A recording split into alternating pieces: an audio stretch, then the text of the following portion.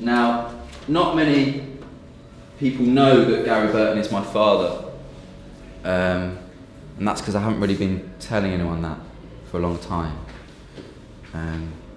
But from now on, I'm going to be more open and honest with other people and with myself. So, as a lot of you probably know already, my performances normally involve quite a lot of singing, quite a lot of nudity, a little bit of hard mime, neo-clowning. But today I'm going to be reading from notes, and that's because this isn't a performance, this is a talk. And this is about my upbringing, about my family. Today I'll be talking about my estranged father, the famed American vibraphonist Gary Burton, whose picture I just showed you there. Now, before today, only a few people knew that, so this is a big step for me. So maybe I'll just explain why I'm here in space in between talking about this.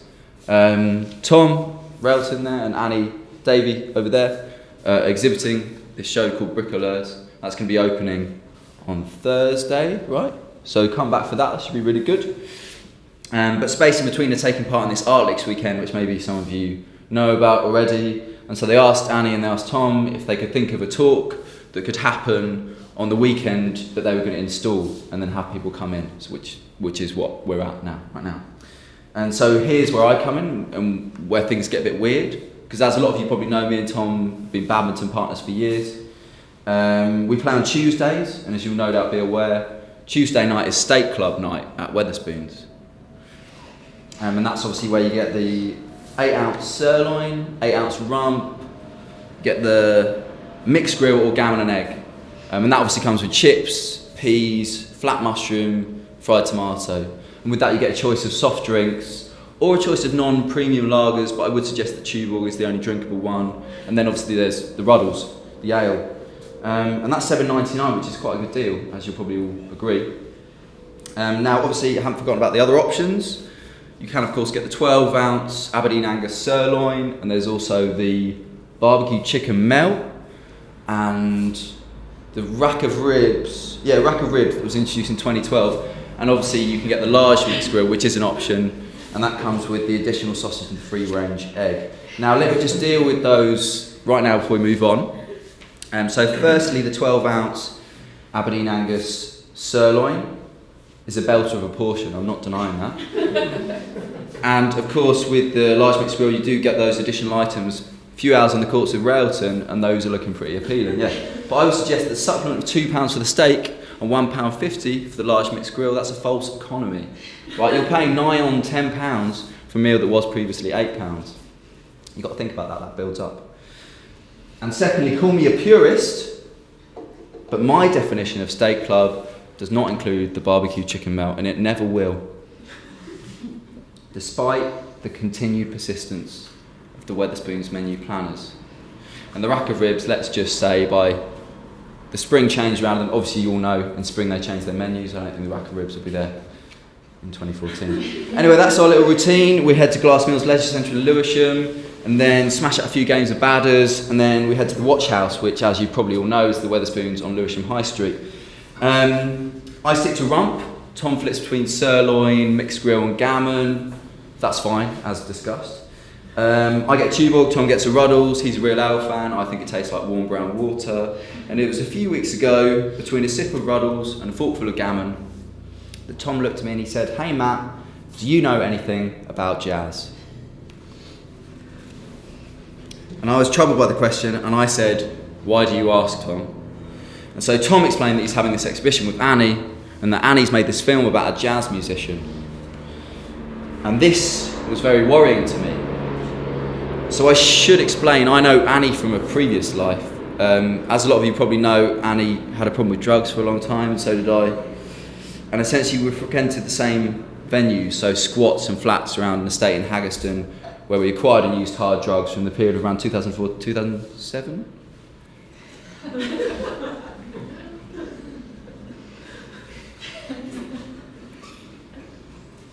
But when we both cleaned up our acts, got back in the real world, started making art and exhibiting again, it was with some embarrassment that we recognised each other outside of the fetid squalor of the previous scene that we'd inhabited. Essentially what I'm saying is that since the devastation of our previous lives of addiction, me and Annie have been avoiding each other. And it's not about any sort of harrowing events that we both experienced. It's more out of a fear of embarrassment. So let me give you an example of that fear. I'm guessing, I don't want to make any assumptions, but a university educated audience? Yeah? Everyone's done a BA in some sort of humanity subject? Just a guess. So you'll all know that cringing fear you got when your friends from home visited in maybe your first or second year, probably not your third year. You'd learnt by then. Because without even trying, they could totally destroy this carefully crafted image of the university you. All that time you spent gesturing towards your eclectic music taste by nodding with your eyes closed while someone played a Manu Chao CD. All those hours you spent ironically watching Neighbours and making clever jokes about Howard Bishop. All that time you spent pretending you enjoyed coffee. And then your home friend comes to stay and they come to the pub and they meet all your new uni friends, don't they? And within a second they're telling everyone about the time you pissed yourself at Ginny Crox's party because you drank too much cider. And bang, everything's in ruins. Well, that's what it's like. Me and Annie and our cool new art lives. We see each other at exhibition openings or events and it's really worrying. We don't know what the other one's going to say. Imagine you're there at an opening, and you're there with all your cool art friends, and you look over and across the room there's someone who remembers the time that you sneezed on your hand after doing a line of coke and then licked it clean because you didn't want to waste any. Yeah? So back to State Club at Wetherspoons with Tom, and you can see how even the mere mention of Annie's name might put me on edge. And then now with this thing about the jazz musician. And so I waited for Tom to stop chewing, which as you all know, he likes to chew. He's a good guy, but he's a frustrating eating companion. And then after he finished, I said, Tom, what's the name of the jazz musician that Annie Davis is making a film about? And Tom put his knife and fork down, and he held up the right finger, well, what's that? The index finger of his right hand, to show that he'd heard and understood my question, but he hadn't quite finished yet. And then he picked up his pint of Ruddles, took a sip, and did that thing where he sort of makes a noise of satisfaction. And he said, Matt, the name of the jazz musician that Annie Davis is making a film about is Gary Burton.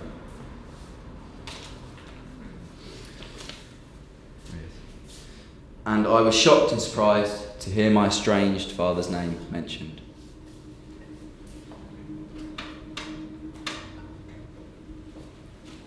And the first things that I thought about, one of the things that I expected I would think about when I heard his name. I didn't think about the terrible upbringing I'd had. I didn't think about the psychological trauma caused by living in a household ruled by jazz. I didn't even think about the long and emotionally exhausting process of self-examination that led me to change my name and move to the UK and cut ties with my father. Now, my first thoughts were about whether Annie knew that Gary Burton was my father, and if so, what did that mean? I tried to think back to our drug-addled conversations. What did we speak about? But all I can remember were conversations about the World Trade Center.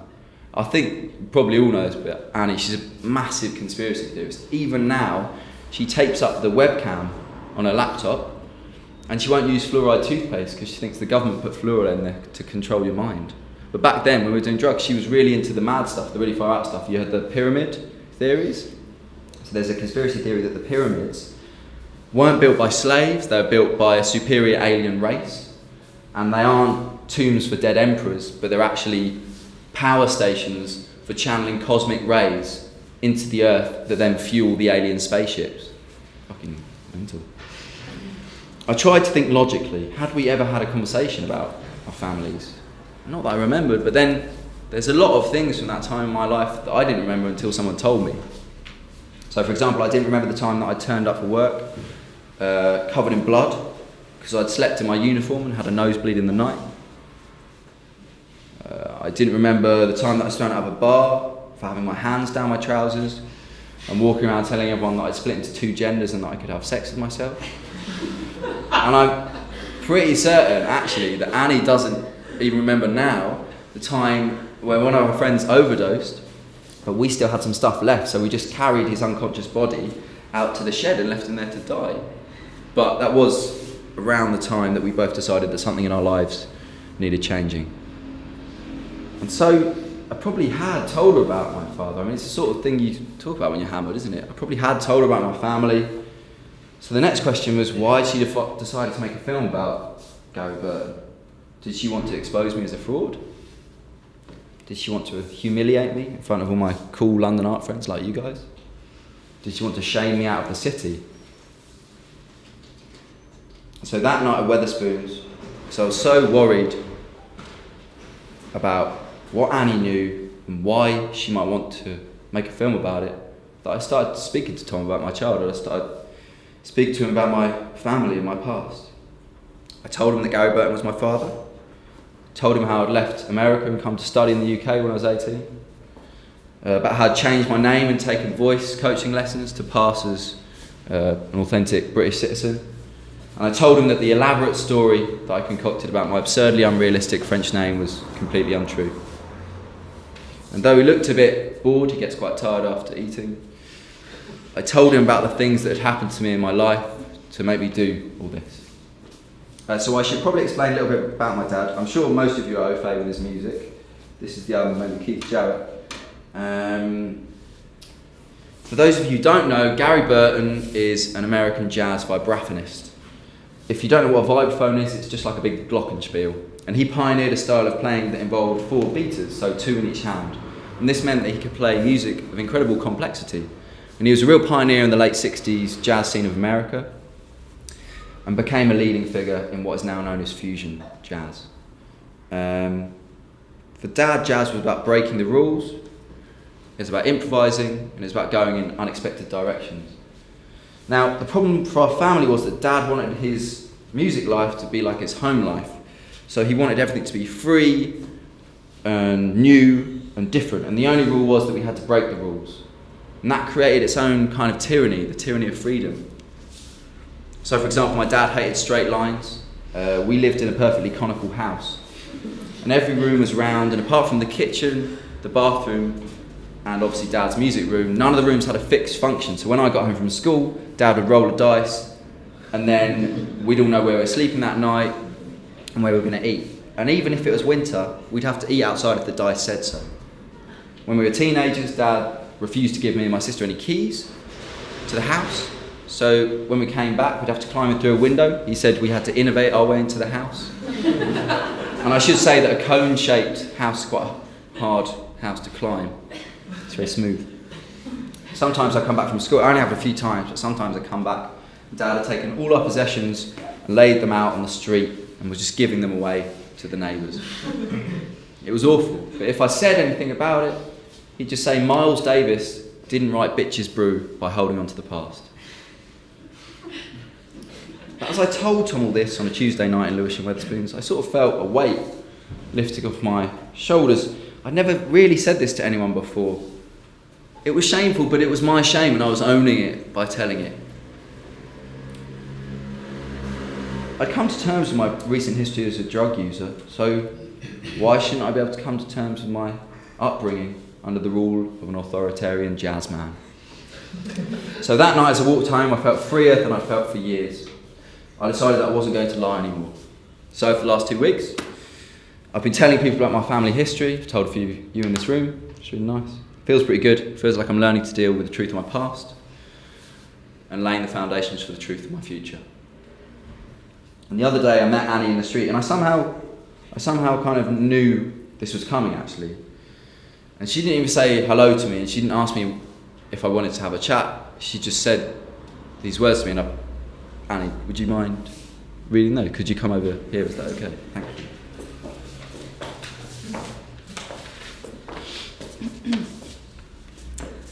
We cultivate love when we allow our most vulnerable and powerful selves to be deeply seen and known, and when we honour the spiritual connection that grows with trust, respect, kindness and affection. Love is not something we give or get. It's something that we nurture and grow, a connection that can only be cultivated in people when it exists within them. We can only love others as much as we love ourselves. Shame, blame, and humiliation damage the roots from which love grows. Love can only survive these injuries if they're acknowledged, healed, and accepted. Let go of who you think you're supposed to be and embrace who you are. Thanks very much, man. It's really beautiful. She's a very spiritual person. Then Annie said that when I'd confided in her about my family all those years ago in that ketamine drug haze, she'd known that I would never be really free until I could come to terms with that truth. And since we both cleaned up and started using our creativity instead of drugs, Annie always knew that she'd want to help me with her art. And when she got offered this show at Space in Between, she thought this was the time. And so she made this film about my father, Gary Burton, to help me come to terms with a past that I tried for so long to forget. So after she said that, she put her hand on my shoulder and she said, "Matt, I think I know what you need to do to finish this healing process. I think you need to come to the small Arts Council funded gallery space where this film will be shown, and while the exhibition's being installed, not while the exhibition's on, but while it's being installed, tell your story to a small audience of chance visitors and guilty friends." I looked at Annie, I took a deep breath, I looked her in the eye and I said, "Annie, is there a fee?" And Annie said, "No, there probably won't be a fee, you might get some beer." Okay, thanks so much for listening, thank you.